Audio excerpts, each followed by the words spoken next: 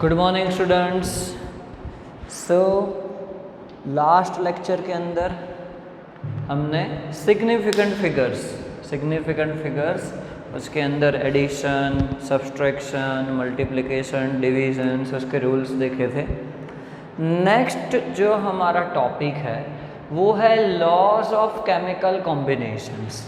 Laws of chemical combination, there are 5 laws of chemical combinations और आज हम लोग उसके अंदर से फर्स्ट 3 लॉ स्टडी करने वाले हैं, बराबर।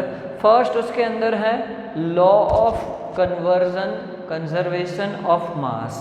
Law of conservation of mass, ये जो एनर्जी कंजर्वेशन का जो लॉ था उसके जैसा ही है ऑलमोस्ट, बराबर।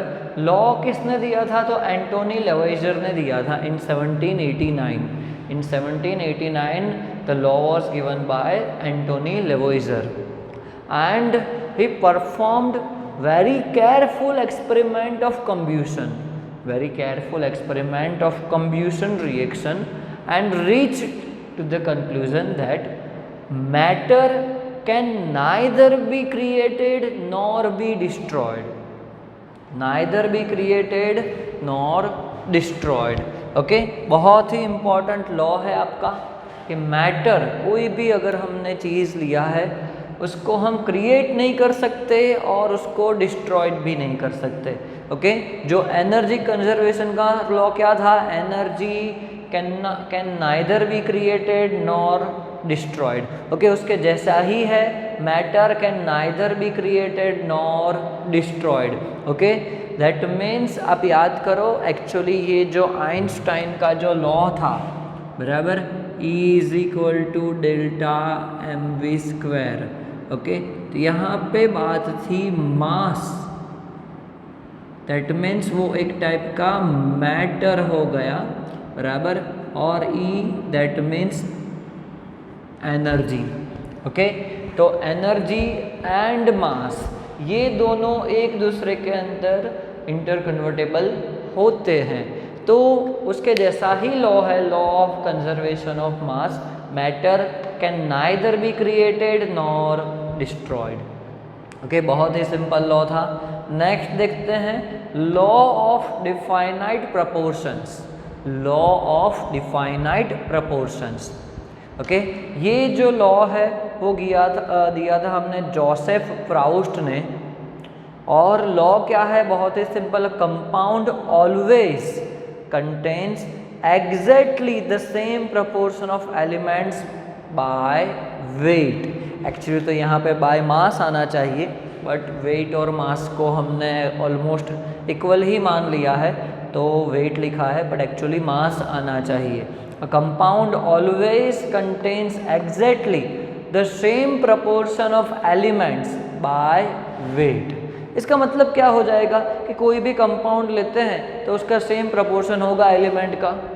ओके, इसका मतलब ये हो जाएगा compound which was natural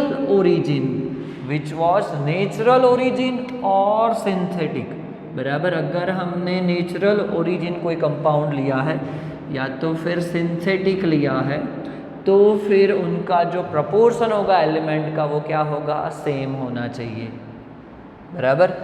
for example, अगर हम लोग ले रहे हैं NaCl, ओके, NaCl जिसके अंदर एक सोडियम एलिमेंट है, एटम है, और एक क्लोरीन का एटम है, तो ये जो एक फिक्स कंपाउंड हो गया है।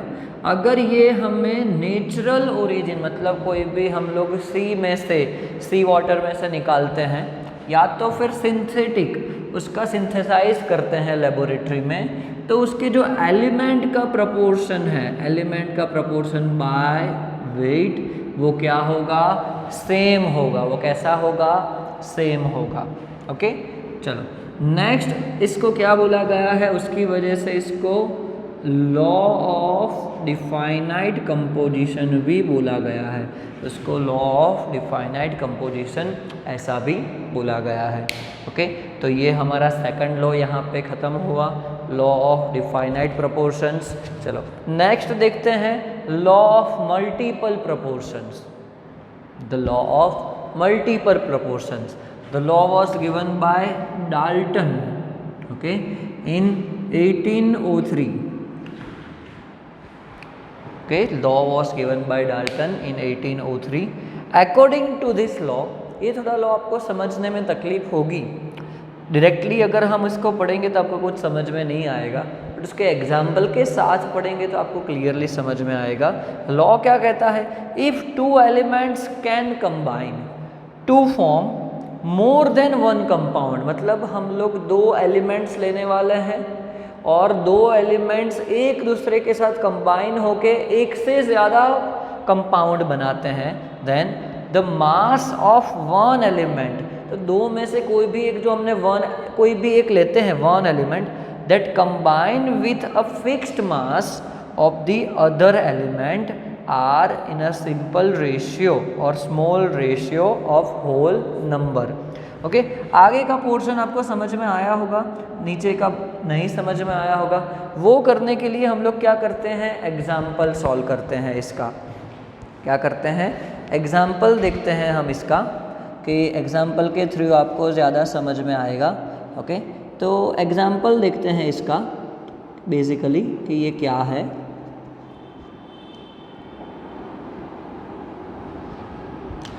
तो एग्जाम्पल में हम लोग देखते हैं कि अगर हम लोग ले रहे हैं हाइड्रोजन एंड ऑक्सीजन, कि hydrogen combines with oxygen, hydrogen क्या कर रहा है?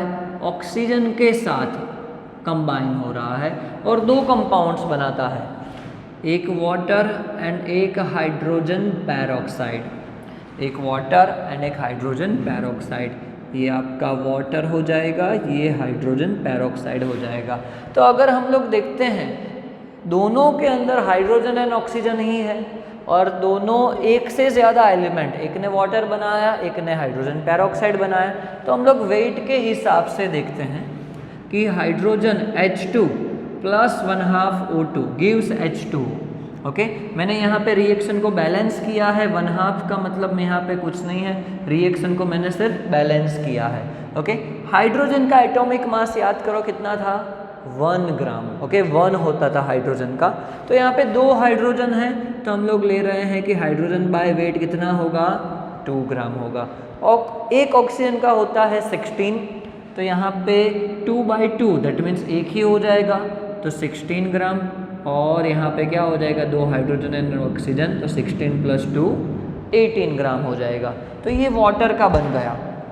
सेम वे हाइड्रोजन पेरोक्साइड 2 ग्राम H2 है, O2 मतलब दो ऑक्सीजन है, तो 16 × 2 = 32 ग्राम एंड वो हो जाएगा 34 ग्राम। तो रूल्स क्या था हमारा? Law of again two elements can combine to form more than one compound. चलो दो वो तो हो गया, एक H2O एंड एक H2O2। Then the mass of one element that combine with a fixed mass of other. तो इसका मतलब ऑक्सीजन देखो, यहाँ पे mass of one element that combine with a fixed mass, यहाँ पे ऑक्सीजन भी 2 ग्राम के साथ कंबाइन होता है, यहाँ पे ऑक्सीजन भी 2 ग्राम के साथ कंबाइन होता है। तो ये दोनों ऑक्सीजन दोनों रिएक्शन में हाइड्रोजन के सेम मास सेम प्रोपोर्शन में कंबाइन होते हैं। Fixed mass of the other element are in a ratio of a small number. इसका मतलब ऑक्सीजन एंड यहाँ पे जो ऑक्सीजन है ये दोनों सिंपल रेशियो में होने चाहिए। Okay, so the masses of oxygen कौन से? 16 gram and 32 gram, which combine with a fixed mass of hydrogen. जिसने क्या किया है? हाइड्रोजन के फिक्स्ड मास के साथ उसने रिएक्शन किया है। ओके, तो फिर सिंपल रेशियो दोनों ऑक्सीजन का हो जाएगा 16:32। तो सिंपल रेशियो क्या हो जाएगा? 1:2, 1:2 हो जाएगा। ओके, बहुत ही सिंपल लॉ था, बट एग्जाम्पल के साथ समझना तो ही आपको पता चलेगा एग्जैक्टली, बराबर। तो ये था आपका law of multiple proportion. Okay, कम से कम 2 to 3 बार ये वीडियो देखना, उसके बाद कोई क्वेश्चन है तो पूछना, एग्जाम्पल को अच्छी तरीके से समझना। मैंने क्या समझाया है उसको एग्जाम्पल के थ्रू समझने की कोशिश करना। Okay, thank you.